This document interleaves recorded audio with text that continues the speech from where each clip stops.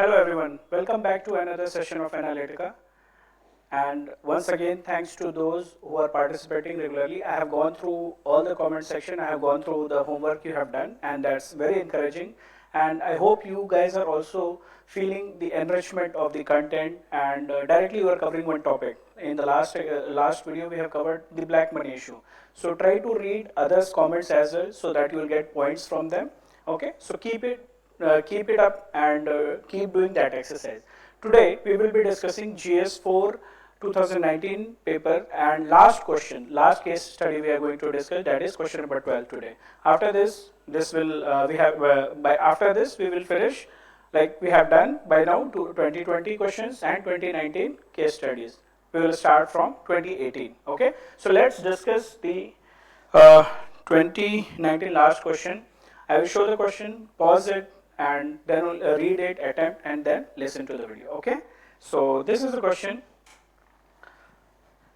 Go through it, read it, and try to brainstorm, or for that matter, you can also write what will be your answer.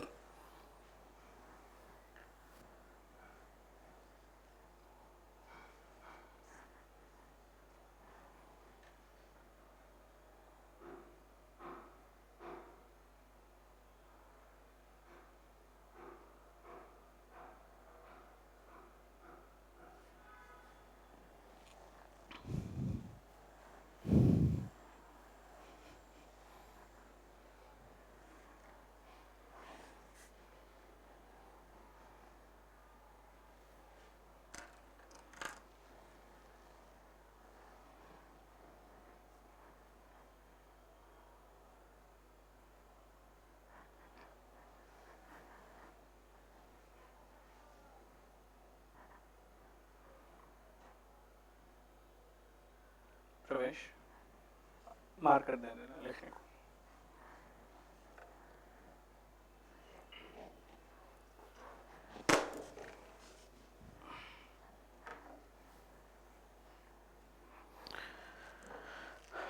Okay, so I hope you all have read this, and if not, pause the video and pause the video and see the question once again. Otherwise, it's given in the description box. Okay, so the question, if I talk about the basic analysis, these are the case studies where you don't have to play a role. These are the normal GS type of case studies where you have to use your GS knowledge. Yes, definitely you have to use your ethics knowledge, and then you have to frame the answers. So you have to quote the committee's recommendations, you have to quote your observation. So this is not something which you have to play a role and there is a situation and according to that situation you have to analyze the role. So it's not like that. Okay, so we'll see.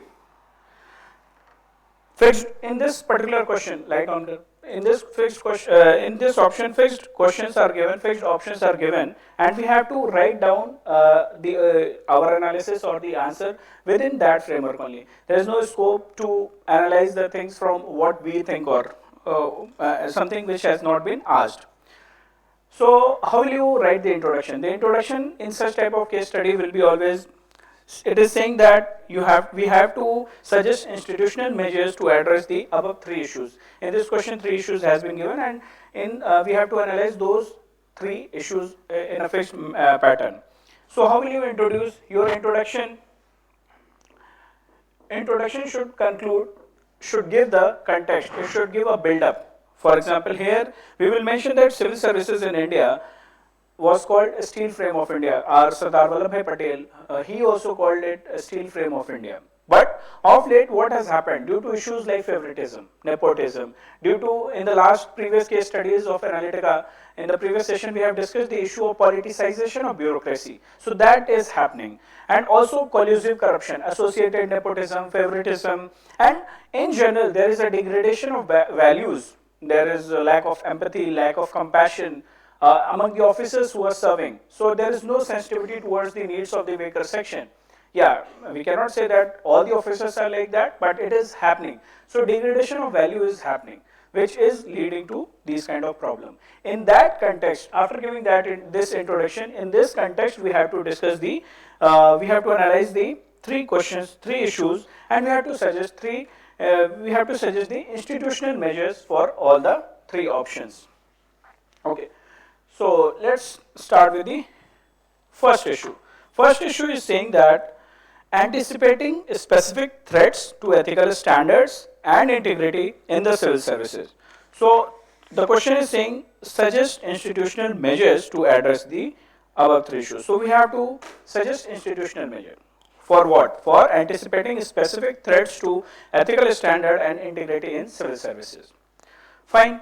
Before analyzing that how at institutional level we can anticipate the threats for ethical standards and integrity, first we should understand, or for that matter, to recall what all we can do, we should know what are the threats. What are the threats to the ethical standards and integrity in the civil services? So what are these threats? First threat is concentration of power. So concentration of power is there with the political bosses, with the senior civil servants. So due to this concentration of power, there is a scope of misuse of power, misappropriation of funds, and all those things. So one is concentration. Also, lot of discretionary power is there. Discretionary power has been given and nobody is there to question it. And due to this scope of discretionary power, then again comes this, it gives us avenues where we can indulge into corruptions, where the civil servants can indulge in misappropriation of what we discussed here, misappropriations of fund and powers. So discretionary powers, they are also one of the threat. Next, we have lack of transparency and accountability. Lack of transparency and accountability in some context. That is again one of the issue, one of the threat for ethical standards and integrity. Next, we have money power and muscle power. Due to muscle power, there is a kind of threat among civil servants. Okay, we will not do this action, otherwise we might get killed. So that is instilling a kind of fear, and that fear is another threat. So use of money power and muscle power, it leads to fear, and due to this fear, the civil servants will not take decisions which are appropriate according to the democracy, or which they should take. So they avoid taking decisions. It also sometimes lead to red tapeism. Okay, that okay, I will not take any decision because they have pressure from the people, goons, criminals, politicians, like that. Next, there is a culture of impunity. That is another threat to ethical standards and integrity. Not having a fear of being caught or not having fear of being punished. So this culture of impunity is also a threat to it. It helps in breeding such crimes or such problems. So it becomes breeding ground for that. So culture of impunity. Okay. Now we have tried to think what are the threats to ethical standards and integrity. Keeping this in mind, even if you don't write it in the exam, it's fine, because it is directly asking suggest institutional measures to address the problem. Keeping this in mind, we can think and recall about the institutional measures. We can, let's say transparency and accountability is a problem, then we can go for e-governance. So first step can be e-governance itself. Okay, so e-governance is one of the factors which we can take, and it will help in improving the transparency and accountability. We discussed about discretionary power and concentration of power. So having decentralized approach, participatory decision making will help us in reducing this kind of discretionary or concentration. For example, in many schemes we have now this mechanism of social audit, we have mechanism of RTI as well. So it helps in reducing that misuse, reducing the misuse of the discretionary power, right? Okay. Next, this is all about like how to improve transparency and accountability and reducing the discretionary power. But it also becomes important that when the civil servants are working, the work ethics has to be very good. The working environment has to be appropriate so that the ethical standards and the integrity could be practiced, right? So already we have this code of conduct, and the code of conduct has been codified as well. What is not codified is code of ethics. So we can go for codifying the code of ethics. That is one option. Also, there is a very good practice in corporate. The corporates are having this nowadays. Institutions like Tata, corporates like Tata, then Wipro, and many MNCs, they have this practice of ethics and compliance officer. So what happens when there is a specific post, ethics officer or ethics and compliance officer, they will make sure that these kind of ethics, these kind of values or integrity, ethical standards are maintained and followed by the personals. Okay. So this can be one of the institutional measures which will help us in anticipating the threats, and in turn it will also train the people to observe and practice those ethical standards. So ethics and compliance officer can be there, and we can and they will make sure that people adhere to the code of conduct which is already codified. Next, so we have discussed e-governance, we have discussed the under e-governance, we have discussed then decision making has to be participatory and decentralized. We have discussed about the improving work culture, work ethics. So here we have discussed about compliance and ethics officer, professional. Also, we need to have effective grievance redressal mechanism within department. You know what happens that due to lack of any effective grievance redressal, where the officers or the people who are working in the organization, they cannot go and complain about the processes or challenges, they cannot openly criticize anything. So it leads to frustration, and slowly, not everybody, but gradually people start compromising with the ethical standards. So what we can do on the lines of internal complaints committee which is a provision under POSH, or on the lines of ombudsman, we can have internal and external ombudsman so that the grievance redressal is effective. So ombudsman we can have.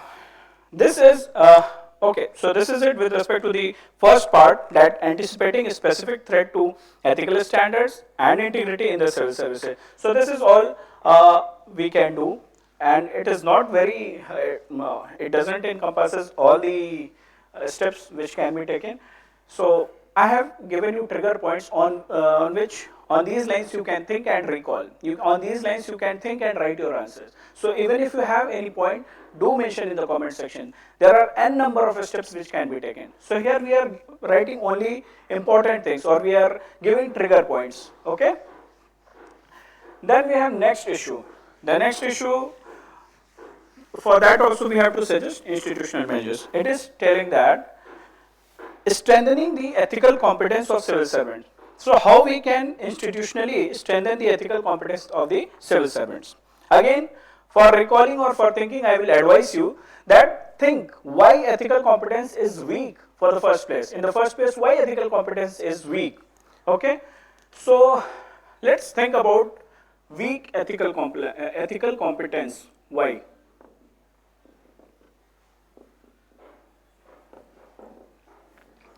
So we'll see about the dimensions which are there.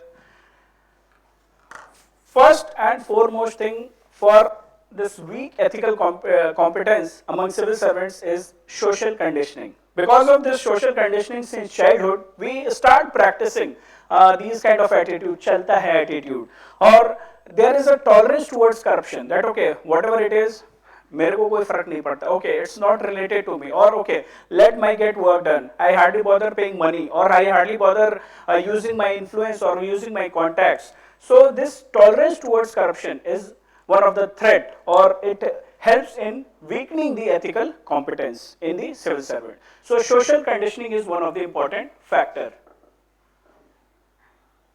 Okay, so here we have discussed about, for example, we have discussed chalta hai attitude, and we have discussed the tolerance towards the corruption, social conditioning. Then why weak ethical competence? Values. With respect to values, there are certain kinds of values which are practiced by the individuals. It can be greed, then increasing materialism, that we want to become, we are so greedy, we want to have BMW this year, next year we want to have some other car, and just imagine being in civil servant, can you buy all these things? No. If you have to buy all these things, then what we need to do? We need to indulge into corrupt activities. We need to indulge into other wrong things, nexuses. Okay. So few people have started, few civil servants have started practicing these values like greed and materialism. So that leads to weak ethical competence among the civil servants. Third, insensitivity and uncompassionate attitude is developing among the civil servants. That's why we are not sensitive towards the needs of the weaker section. We hardly feel for them. We don't have empathy for their needs. We don't have empathy for their pain, right? So that compassion is somewhere missing, or in the process of conditioning, or in the process of enculturation, that is missing, and it also leads to weak ethical competence. So we have discussed about sensitivity and uncompassionate attitude. Next, what leads to, there is a recurrent conflict of interest when as a civil servant we enter into the services. It can be with respect to a small thing of using the services of the helper or using the official car. When we are allocated one car and we have that official car, we hardly differentiate that, okay, shall I use it only for official purpose? Okay, I can go and buy my groceries as well by using that car. So differentiating that when to use or when not to use, or for that matter the helpers which are provided to the civil servants for their day-to-day activity, we hardly realize that, okay, do we need to use their services within the official times or official capacity, or we can also send them to take care of our children or for other unnecessary personal things. So due to this recurrent conflict of interest and our problem not analyzing or not understanding the difference between public and private needs leads to weak ethical competence. Okay, so we have discussed what all leads to weak ethical competence. The question is asking how to strengthen the ethical competence of the civil servants, suggest institutional measures. So all these things we have discussed so that we can recall and we can think that what all we can do at institutional level. Okay, so we will start step by step. So here we will convert this weak to strong. How to inculcate the strong ethical competence. First thing is related to performance appraisal.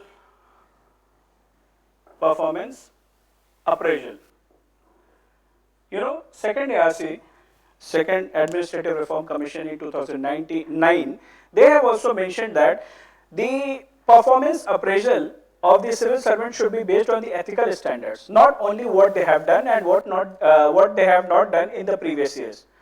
So generally, at present this practice of performance appraisal is based on the work which has been done by the civil servant in the previous year, but their ethical competence, their ethical standards are hardly being accounted. So second ARC has also recommended that values like integrity, values like honesty, they should be also considered for out of turn promotions. For promotion, for now what is there, the practice of promotion is either time bound or maybe some lateral entry is there, that is not related to civil servant. So for out of turn promotions, what we can rope in, we can use the ethical standards like integrity, honesty to analyze what kind of person that civil servant is, and based on that we can give the promotion.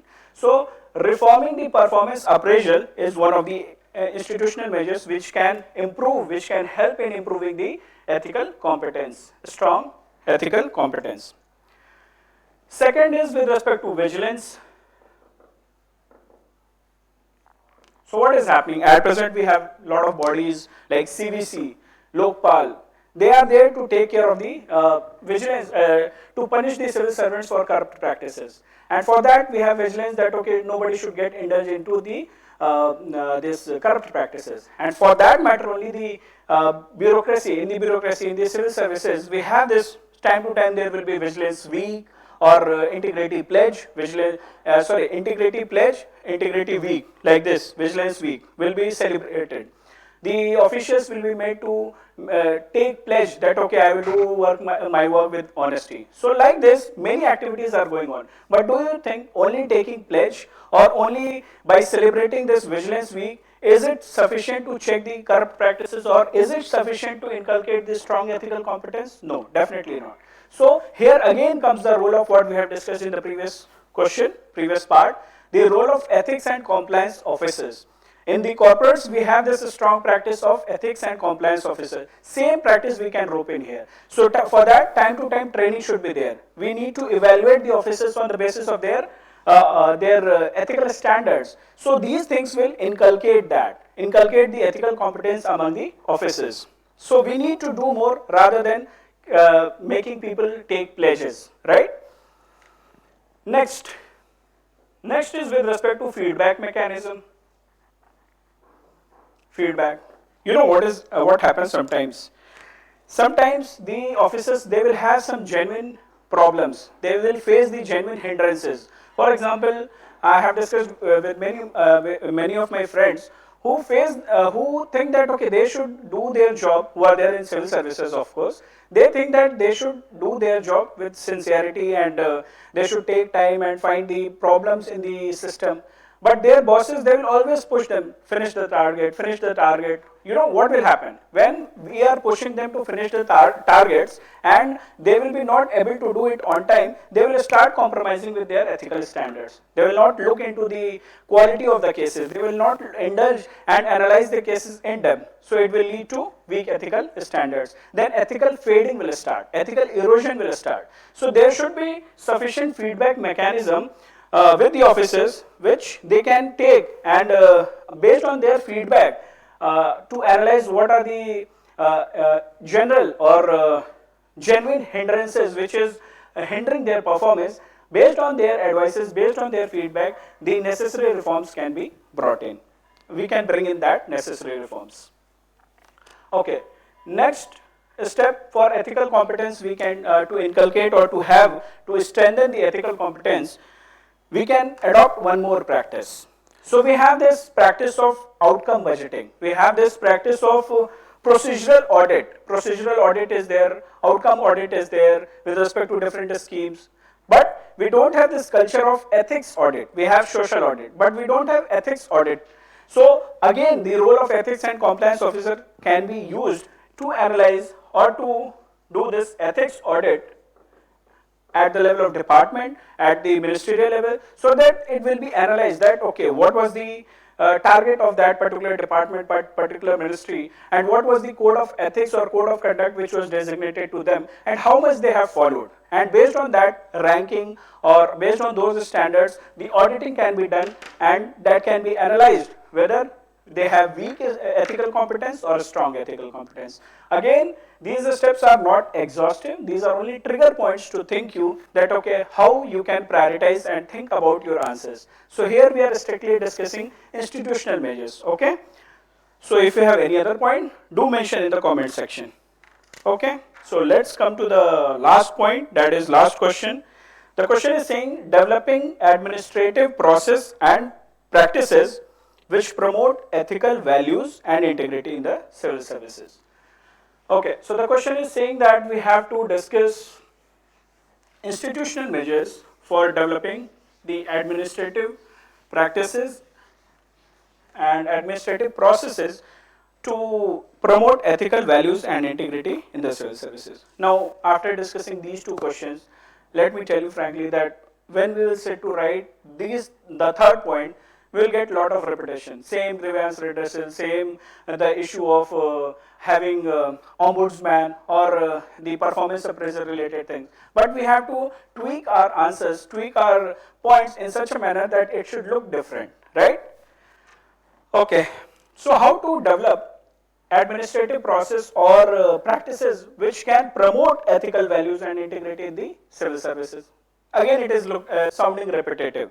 Okay, so when we sit to write these answers in the exam-like scenario, we won't get different keywords or different points. So it's always remember that we have to think on those lines. Though it is sounding repetitive, we have to present different points. So how to develop administrative processes? First point can be voluntary disclosure. So among the civil servants, this culture is there that they have to disclose their wealth, they have to disclose their income, they have to voluntarily disclose their assets and liabilities. There will be no audit that okay, if I am the officer, then how much property I have to disclose it voluntarily. That okay, there are 2 cars in my name, there are 1 house in my name and on my wife's name. Like that, we need to voluntarily disclose our wealth, our assets and liabilities. So that voluntary disclosure should be institutionalized, and it is there. So I gave you the example, voluntary disclosure of wealth, assets and liabilities. Then we discussed in the first part of the question that discretionary power becomes one of the threat to the this misuse of power. Discretionary powers which are given to the civil servant, it sometimes become threat to the ethical standard. So reducing the scope of discretionary power, here what happens if there is discretion with the IRS officers? Earlier they used to harass the income taxpayers, so now we have this e-assessment. So e-governance, what was the point? Discretionary power, reducing the scope of discretionary power. So here we can rope in the facilities of e-governance. E-governance will help us in reducing that discretion, and it will reduce the interface between the officers and citizens directly. So it is one of the point. Okay. Now the question is saying how to develop this practice of promoting ethical values. Yesterday I was reading one circular where it was given that central government from 2015 is promoting adventurous sports for their employees, for their offices, or for that matter any group A, B, C, till that level they are promoting adventurous sport. And for that they are giving special leave, they are giving they are reimbursing the fare, transportation fare, and whatever is the cost of that training come expedition or trekking activities, that is being reimbursed by the central government. Now think that why central government is promoting adventurous sport, and that too among the civil servants. How will it help?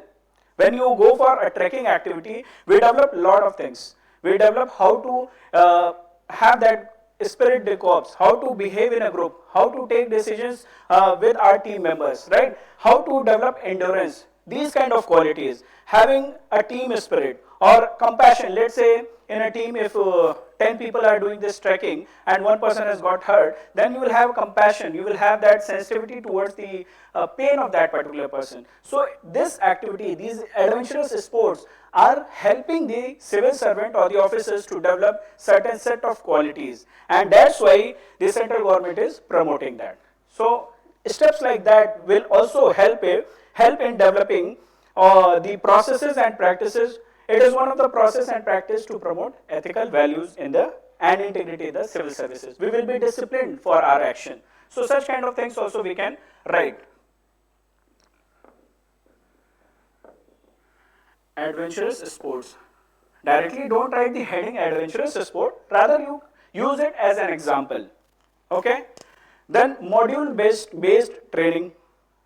Time to time the officers, they need to give, should be given training for what? Let's say LGBT community, now their rights is becoming important, gender sensitivity is important. So in this patriarchal setup, patriarchal mindset, what is happening? We are guided by our social conditioning, and based on that social conditioning we will take actions. But we don't know what is the problem of LGBT community. We hardly realize what a transgender will go, what kind of problems they face. I was reading few years back, one transgender, they went to a group of transgender, they went to hospital.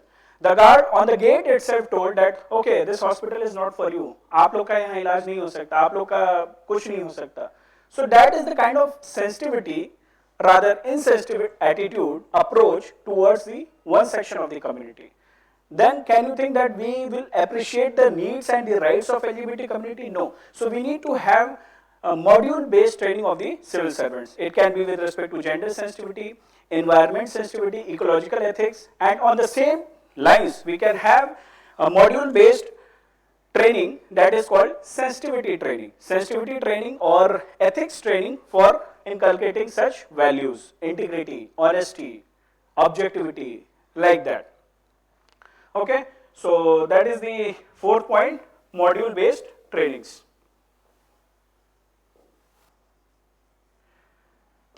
Next, at present what is happening? We discussed about the performance appraisal.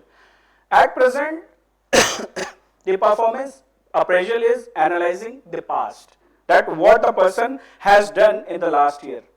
but it is not analyzing that what a person can do in future. So we should look into the avenues, we should look into the aspect that a person of certain set of values, okay, he is honest, he is a good, he or she is a person of integrity, or they have these ethical standards. Based on that, what all we can, the department or as a boss, what all I can get from him or her. So that kind of analysis is missing. The performance appraisal is happening only on the basis of what the person has done in the past. So the officers, the bosses, we should have such institutional measures where we can analyze and we can rope in the performance appraisal in order to inculcate certain things in future. Okay? We should know how to motivate that person so that we can get maximum out of him or her. Right? So that is the approach from past to future with respect to performance appraisal. Next point, and that is the last point, we should have database of decisions. Second ARC has mentioned that sometimes when as a civil servant, let's say I am one of the new civil servant, I have joined the department, any department, be it IAS, IPS, IRS or any services, I have joined very recently. And I have been asked to take a decision, but I don't know how to take that decision because I have not worked, I don't have work experience. My bosses, my seniors are, I hesitate to ask them, or maybe I am not comfortable, or it depends, boss to boss also, that how comfortable they are in discussing these things. So I don't have any precedent of how to take that decision in that particular scenario. So second ARC has also recommended that there should be database of decisions at every department level or within department also different sections. We should have databases so that it will give us a proper case that okay, in such and such cases the previous officers or the in that particular case this kind of decision was taken. So it sets precedents, okay, on we can also take decisions like that. There will be no confusion, rather it will act as a guidance tool. So what is this? This compilation of decision making helps as official manual to take decisions, right? It makes the decision making process faster. Okay, so database of decisions. So this is it with respect to the three parts, and the three part it was telling that suggest institutional measures to address the above three issues. So that is from my side. I know there is a lot of scope of writing other points as well, but if there are any such points, do mention in the comment section. Okay, this is it. Now, what is the homework for the day? Today, you have to collect such best practices from other countries, other states, and it can be at different department, at the level of departments as well, where you will collect such examples and mention in the comment section about what? You have to tell that at which countries or which department is inculcating ethical competence or integrity among the civil servants. At the civil services level, you have to analyze or search, Google it with respect to other countries. For example, Singapore, they have very good example or they have best practices.